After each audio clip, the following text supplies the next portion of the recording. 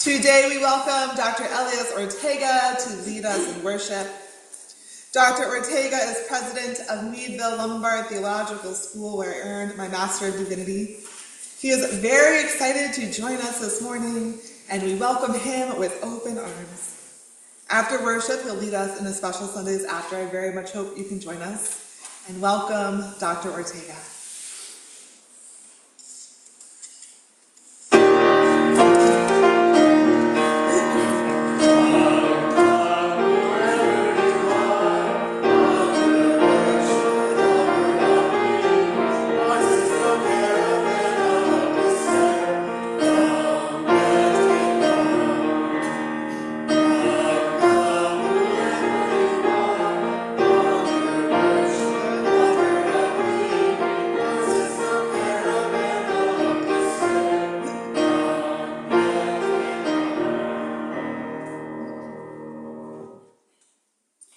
We enter into worship this morning with the words of Dr. Elias Ortega. We gather this morning to be strengthened by the bonds of fellowship that are made strong in community. Whether you are joining us this time of fellowship in person, participating remotely with your friends and family, or carving out a space during your week to listen to the recording of our time together, I hope that you take away what you need to feel strengthened on your journey. Come, let us worship together. I invite you to rise in body or in spirit to join our voices in our opening hymn, Guide My Feet, number 348 in the gray hymnal.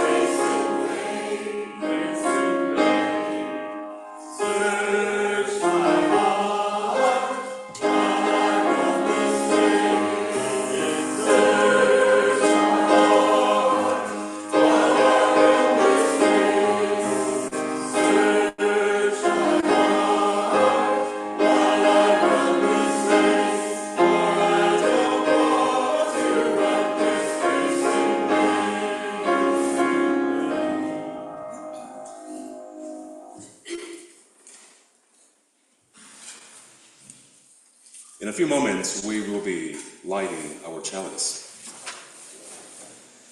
When we light a chalice, we ignite the holy circle of our covenant, a circle that can be made wide, yet can remain always warm. As we draw our intention in and notice, we move as individuals into a covenantal community. It is in doing so that we choose one another with hope, with risk, and vulnerability. In doing so, we honor our interdependence today and tomorrow. And as we gather in community lighting this chalice, we bear witness that this flame has the power to make a family out of strangers.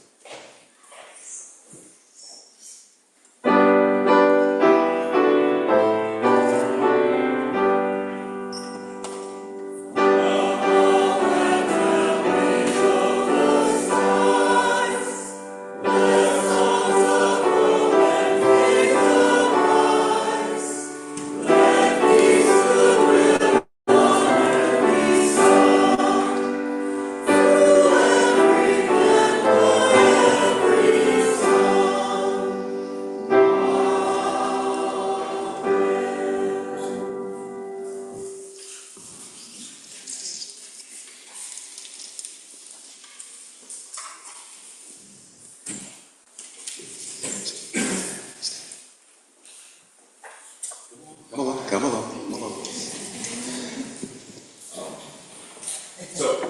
One of the things, many of you know, I am a religious educator, and one of the things that I love to do for learning is play. And one of my favorite ways to play is to tell stories. And during my time, one of the favorite props that I've learned to use is this thing, they're called story cubes. And they have different things. And I'm going to just pass them around, and you can see me, you can pass them around. Other folks also see it. There are a number of them. And if you look at them carefully, they are dice, right? It's just a simple die, and every die has multiple facets, as we know. But instead of having numbers, they have different pictures. Some of them are actions, some of them are locations, some of them just expressions of surprise, and so on and so forth. So the point of playing this die is that you take a number of them together. You can take 2, you can take 3, how many you wish to have. You roll them, because of course, the luck of the die, you gotta roll, and then you organize them in a particular way. Right? You put them in a straight line, or you can put it in a vertical line, you can try to make a circle with them, however you like to organize them. And then you focus in this picture, where you put a picture, and you tell a story based on the pictures that you see. Now, we all know that dice have how many facets? 6, at least 6, right? So if you have 2 dice, you have how many possibilities to tell a story? 36. 36, right? 36, not just 2. You got 36. And they can be exponentially more. Now, every die, the way that I have used it, as I think about my own life and my own experience and my own growth, is that they're a singular die. Right. I have the die of my own life, my own story. But that story is multifaceted. But every time I can pick them up, I can roll them again. And they will be different. I can tell a new story, a new season, but it's still the story of who I am. It is still my story. And it's still, more importantly, my story to tell to you and to others of who I have become. Right? And I want to be very intentional in saying who I have become, because that will change over time. So, what I like for us to think about and consider is that there are seasons to our life in which we have experienced a number of things, hardship, maybe happiness, maybe some particular situation in which it has forced us to look at ourselves, those around us, for light. And sometimes they have been hard. Sometimes we have come internally into ourselves and have separated ourselves from others. Sometimes we have expanded those bounds of who we let in, of who we call. But the thing is that the story of who we are and who we will be with others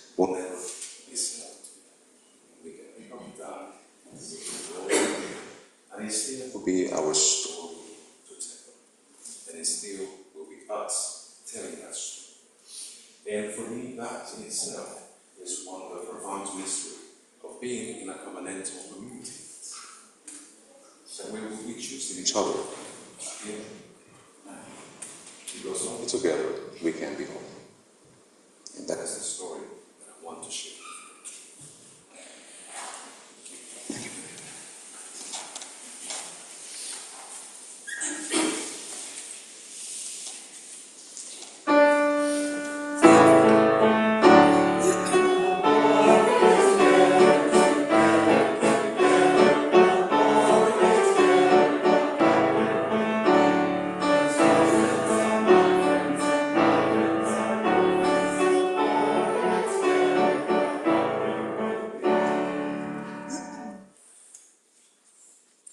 Please remain seated for our prayer hymn, number 123, in the gray hymnal, Spirits of Life.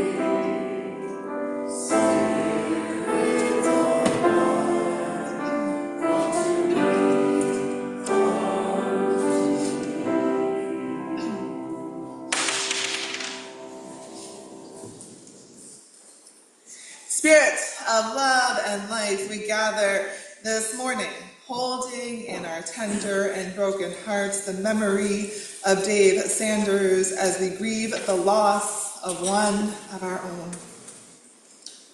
Dave was kind and compassionate, a lover of travel and adventure. He leaves behind his wife and best friend, our dear and beloved Gail, and his son Oliver, and he leaves us, his community. Gone in body, yet never in spirit, may he be held in the wide embrace of the sacred.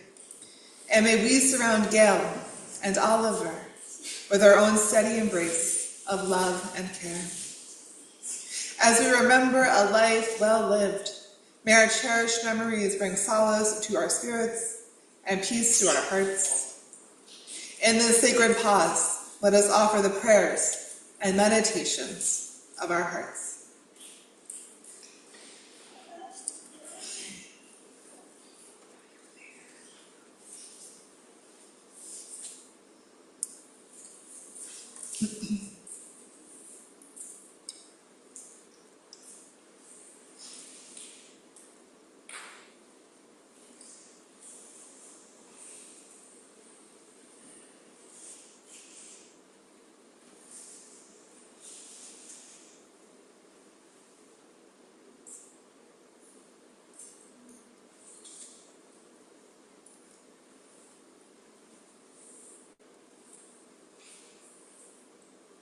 Blessed be. May our first candle this morning be lit for Dave.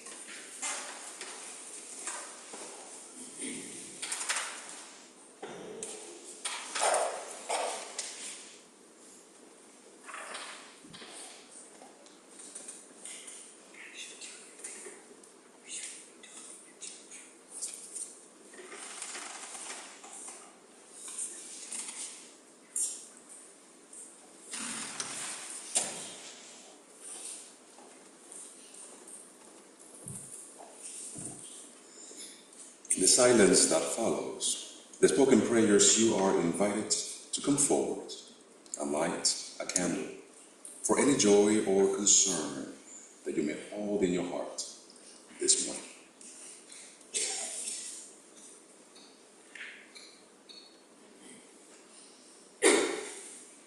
Spirit of life, mystery, sustainer of the world, of our spirits, that draw us in, that call us into relationship with one another, with nature, and the larger world. We honor the bonds that bring us together, that hold us in joy and in fellowship. We also ask for compassion when those bonds become fray and the scent of strife comes into our midst. Becoming gratitude by the spirit of repair that can make our bonds new. And also for the spirit of consolation that holds us in time of sorrow when we are visited by it. And this morning, Holy Mystery, known by many names and called to in many languages, we ask that you hear our prayers, both silent and spoken. During this time, we hear this.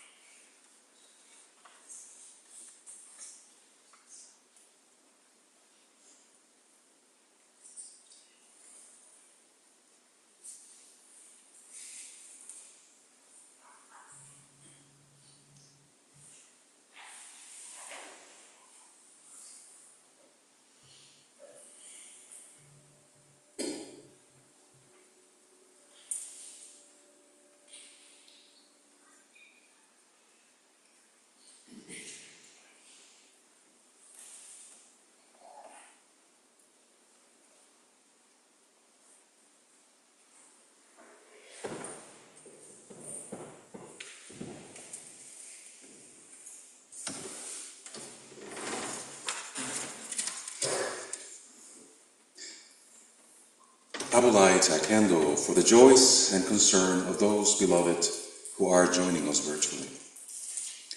And I will light a candle for all else that we hold in our hearts and in our minds this morning. If your heart is hurting, know that your community is here to help you. Please reach out with any needs.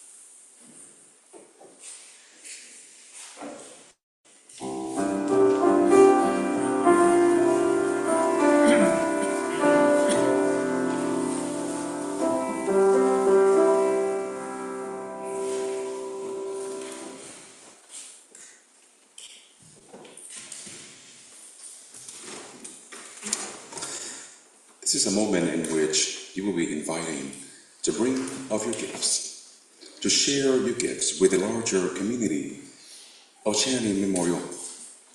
This place is one of the places in your lives where you can sit together in silent contemplation or sing together in joy and hold the questions of life with deep courage.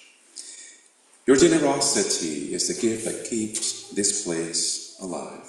A place where you come and experience mystery and wonder alike. It is your gift that you support the music, the programming, the worship, and everything that happens within the bounds of this community to make it vibrant, to sustain it, and to make it your home. So now you are invited to give with generosity and with joy as you are able.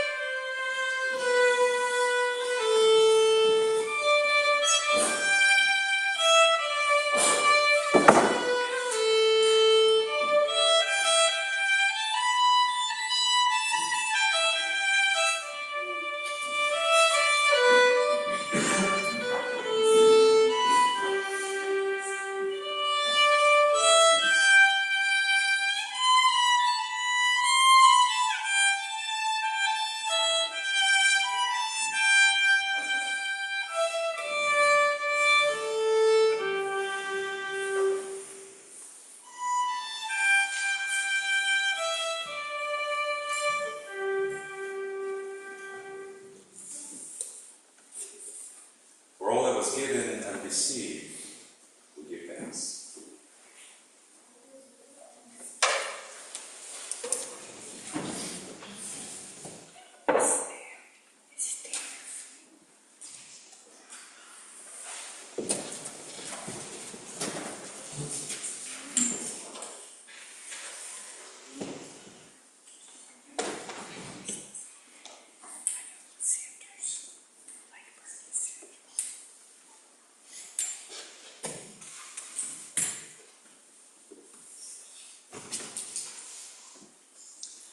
Our first reading is a selection from the Reverend Angel Kyoto Williams from Being Black, Zen and the Art of Living Fearlessly and with Grace.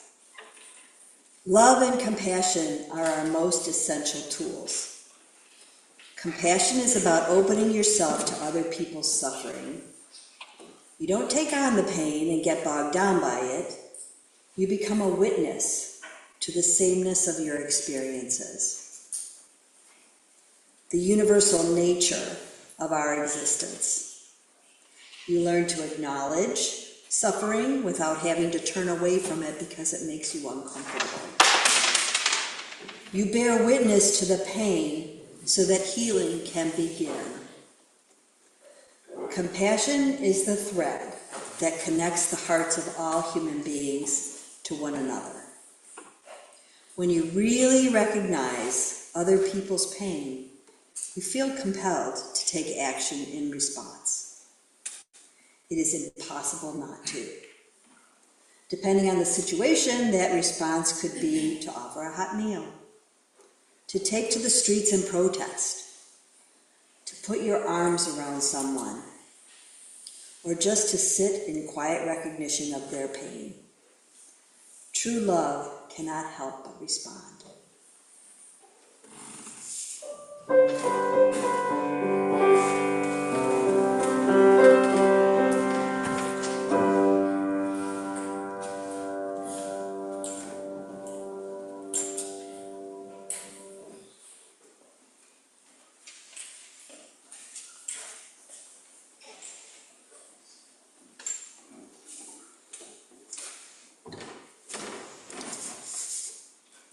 The poem Paul Robeson by Gwendolyn Brooks.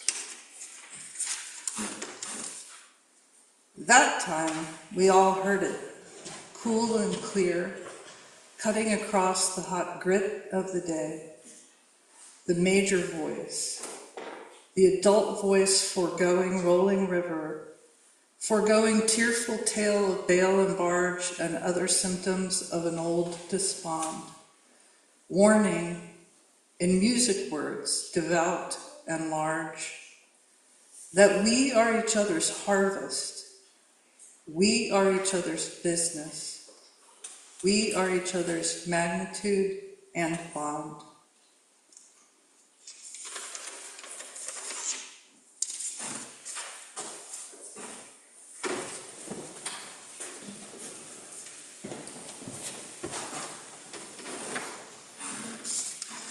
And now, as you are willing and able, I invite you to rise in body and in spirits, and join in one song, May Nothing Evil Cross This Door. Hymn number 1, in Singing the Living Tradition.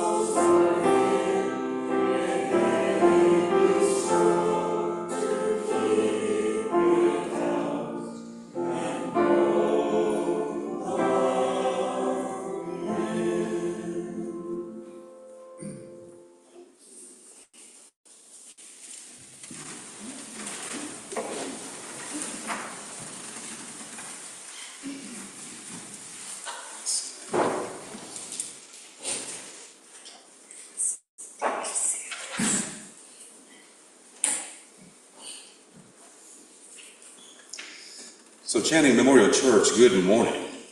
Good morning. Good morning to those of you also joining us virtually. It is my unique pleasure to share with you warm greetings from the Meadville Lombard Theological School, our Board of Trustees, of which Lynn Schaefer is one of our members, our faculty, staff, and friends. And to this greeting, I also wish to add my own, because over my time of service in leadership among one of two of UU Identity schools, I have enjoyed the warm welcome and hospitality extended to me during my visits by congregations like you. Yesterday, I had a wonderful time that we started a conversation in fellowship around faith, membership, and the gifts that we bring to communities like your community. And I look forward to continuing those conversations. And I also want to perhaps remind us, if it needs to be so, that we are living in times that are epochal times. That is, times that may be like no others that we have experienced within our lifetime, or perhaps just a few times. And these are times that we are living through, our troubled waters needing bridges to cross them. And it is in times such as this that being in community not only makes sense, but it's a gift to one another. To be in the bonds of fellowship, it is how we are made strong. In a few moments, I want to share with you one more time the poem that inspired the reflections for this day. A day in which we are here, and I wish to remind you of one of my favorite hymns of the living tradition, hymn 346. It is a hymn that has taught us that we enter, that we can rejoice, and that we can come in, to open our hearts and mind to the song, the stories of courageous deeds, and the acts that will inspire us in this journey. To open our hearts to everyone as an invitation that is grounded in the spirit of universalist thought, reminding us again and again that there is an open table and an invitation. We just dare to come in. And daring to come in is also our own commitment to do the arduous and at times fulfilling work of building a beloved community. But not before we each go through our own process of transformation, growth, and change. For me, that is the kind of work that requires justice to ourselves, justice to our community, but more importantly, to be shaped by love. So, we have entered, and I hope that we are rejoicing, at least in our spirits, because we know that the waters of our separate streams can join together in this communal vessel that we call worship at Channing Memorial Church. This is a symbol of possibilities and transformation. So the poem that gave inspiration to my thoughts, the thoughts that I want to share with you, was written by Pulitzer Prize-winning Gwendolyn Brooks from Chicago. This is a poem titled Paul Robinson, and it is a poem that celebrates the son of a runaway slave and a free-born abolitionist mother, a person that through his dedication, efforts, and love left indelible mark in collegiate sports, in human rights, in civil rights, in the fight against colonialism, anti-segregationist politics, who was an avid defender and promoter of the arts, and an individual who found himself targeted by McCarthyism, through which he lived a time of life, almost a decade, in which his passport was suspended and he could not travel. So Paul Robinson. That time, we all heard it, cool and clear, cutting across the hot grid of today. The mayor voice, the adult voice, forging rolling river, foregoing tearful veil and bow and barge, and the symptoms of all despond. Was warning us in music words, devout and large, that we are each other's harvest. We are each other's business. We are each other's magnitude. We are each other's bond. Yes, indeed. We are each other's business. We are each other's magnitude. And we are each other's bond. When Gwendolyn Brooks writes with such clarity about that moment when we heard the voice, cool and clear, cutting across the hot grid of the day, it was a voice that was speaking truth that still reverberates through time. In these words, Brooks captures something essential about the power of a voice in times of struggle. A voice that rises above the clamor of the multitude, but not to silence, but to advocate for the least fortunate among us. Robinson's voice was not merely beautiful, though it certainly was. It is a voice that there's evidence of close to 300 songs in as many as 20 different languages.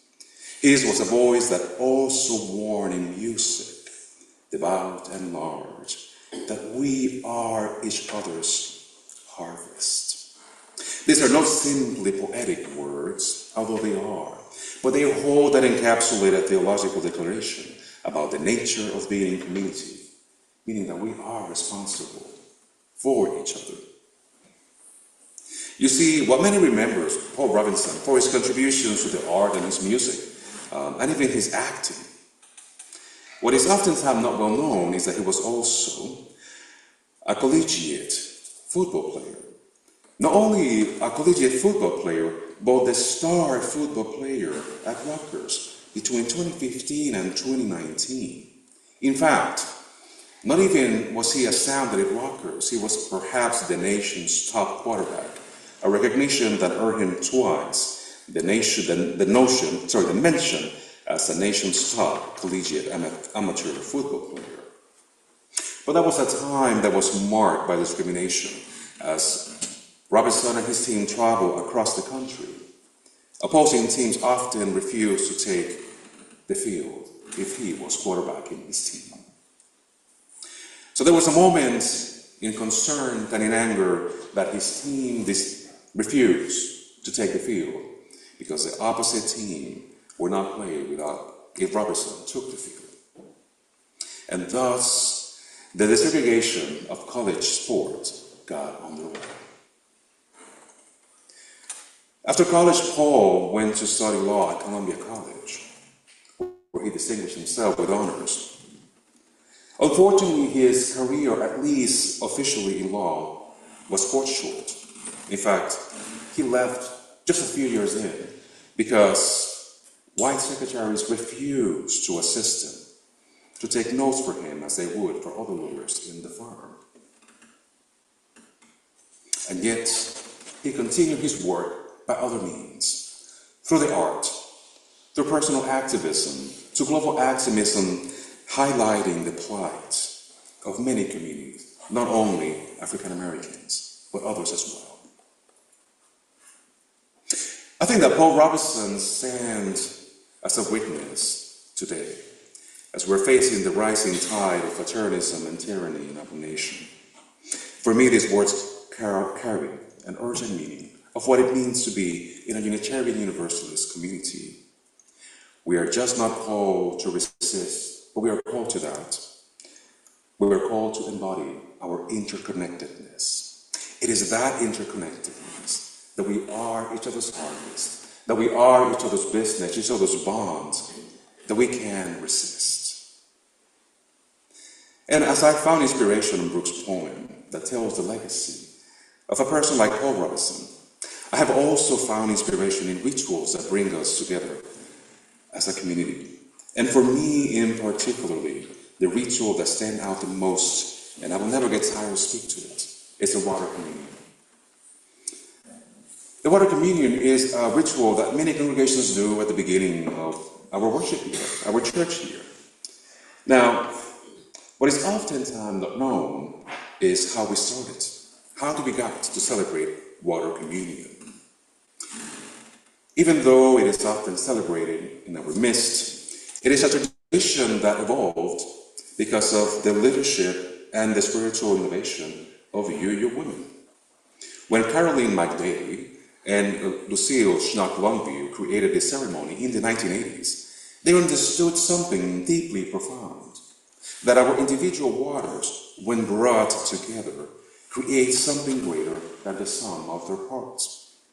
Just like the water we pour into our common vessel, we too are called to blend our individual gifts and perspectives and the diverse experiences into a community capable not only of profound transformation for ourselves, but also of greater impact to the world. This is what Brooks meant when she said, and I remind us, that we are each other's magnitude. We amplify one another, we strengthen one another, and we become more than we could ever be alone.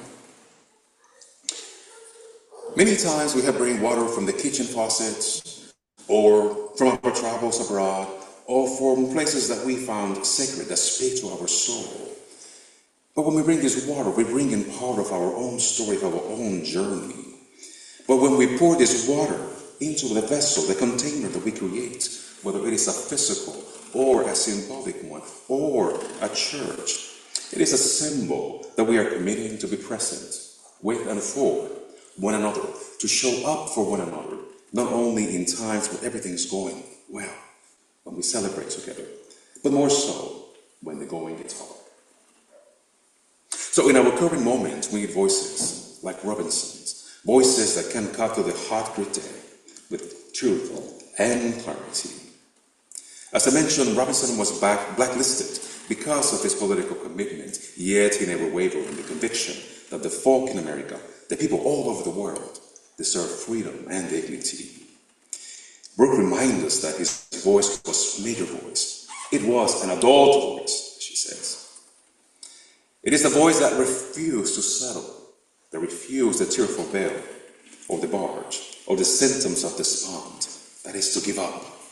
Instead, he called us to see ourselves as being interconnected and responsible for our well-being and our liberation.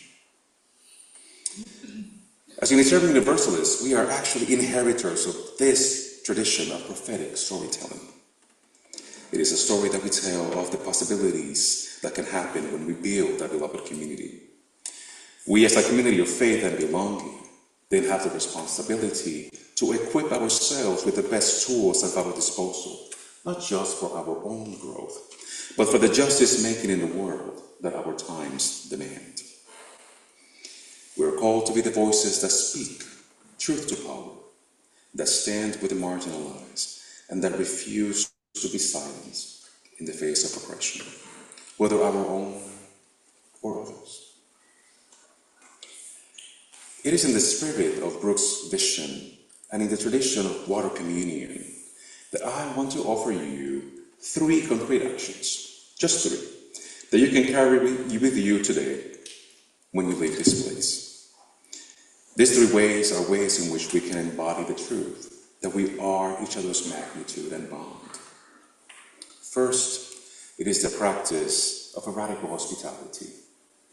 Just as we are welcome and our waters are welcome into a common bowl without judgment and without the source of purity, we create spaces in our communities where people can find healing, they can find respite. This means that we are actively working to dismantle systems that can exclude and marginalize, to have a welcoming community. It also means that our doors remain open and that we open them wider to examining the ways in which we belong to one another. Whether we're talking about accessibility or inclusion, whether we're talking about different perspectives and thoughts, whether we're talking about expanding our faith and spiritual practices. Through radical hospitality, we get a little uncomfortable in our current boundaries. We stretch them a little bit, and we can grow together. And I think that in the face of the political time in which we are living, such radical hospitality can become indeed an act of resistance. The second is that we can build community of mutual care. To me, the water communion have taught me that what was once individual waters, once they come together, cannot be separated any longer. And for me, this is a profound metaphor for the kind of community that we can co-create. We must build these networks of care for one another that are founded in our interdependence, because together we are stronger, because we are committed to our mutual flourishing. And I think for me, this goes beyond creating systems of mutual aid in our congregations or to check in on each other. We also should take it out there into the broader world, into our neighbors, into those who might be most impacted, who might be strangers to us, yet members in our community. It means that using our collective resources of time, skill, financial power, political influence, so that we can all live more humane lives, more hospitable lives, in which we can all thrive. And third, find a way in which you can engage in prophetic and courageous action. Just like Paul Robeson used the gift at his disposal to build a platform to speak truth, whether it was about racism, whether it was about inclusion in sports, or preservation of the arts. And there was a time in which discussing theory. We must be able to be creative and find what is our space through which our voice can be heard. This means that we can move beyond a time of volunteering, a time of maybe charitable giving that is important, but to think anew, how can we organize our communities, our friends, to not only support one another, but to raise our voice, to challenge the structures that be. I think that is a call that we have as Unitarian Universalists. It is a call that helps us affirm our inherent worth and dignity, that we are interconnected, and that we are indeed each other's harvest. So I'm urging you to keep in mind this ritual of water communion, but do so remembering that the waters that oftentimes we bring together symbolize our common unity, a unity that has been forming over the years, and a community and a unity that will flow out into the world, carrying them as blessings to whomever we touch. Some of those waters that we have brought together here physically, I'm sure that have been used for children dedications or for other sacred art. Some of them have water memorial gardens in which we remember those who came before us, and even others have been returned to the earth. All in all, we have been reminded that we are each other's bond. But the real power for me of this ritual and of the words that were spoken on Paul Robeson is our commitment to change, our commitment to be transformed, and our commitment to our mutual thriving. And this is not a burden. It is our greatest source of hope and strength. And I hope that as we face the challenges that are coming ahead, that we remember that we are not simply drops in the ocean, but that the ocean is made of single individual drops coming together. And in so being, may those sacred waters of community carry us to where we need to be, hold us in love and support. The waters will flow on, the community will endure, the resistance may continue a little bit longer, but we will do so together because we are each other's harvest, we are each other's magnitude, and we are indeed each other's bond. May it be so. Blessed be.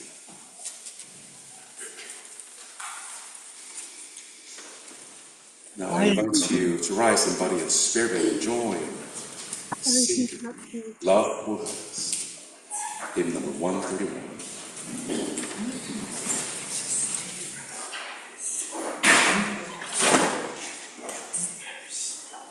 Jesus,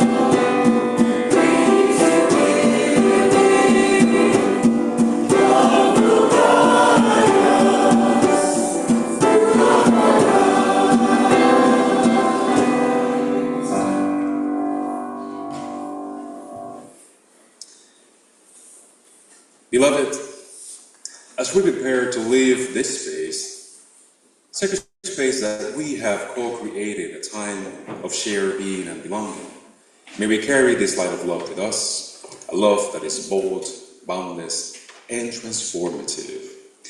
Let us remember that love never gives up, never turns away, and never ceases to call us towards wholeness. May this love be our center, our grounding force, as we work to create a beloved community where we can all thrive.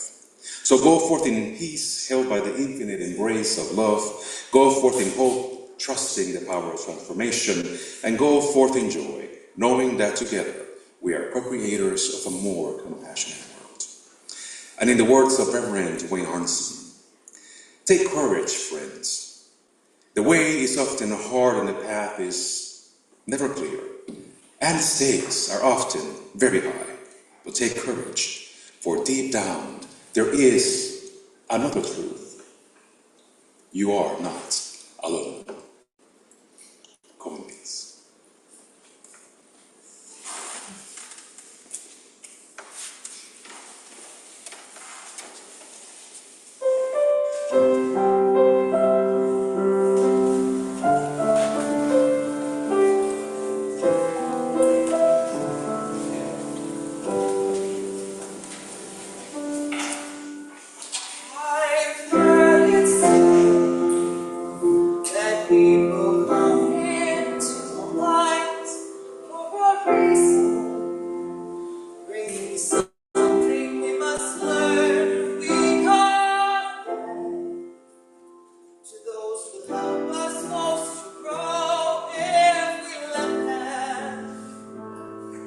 We have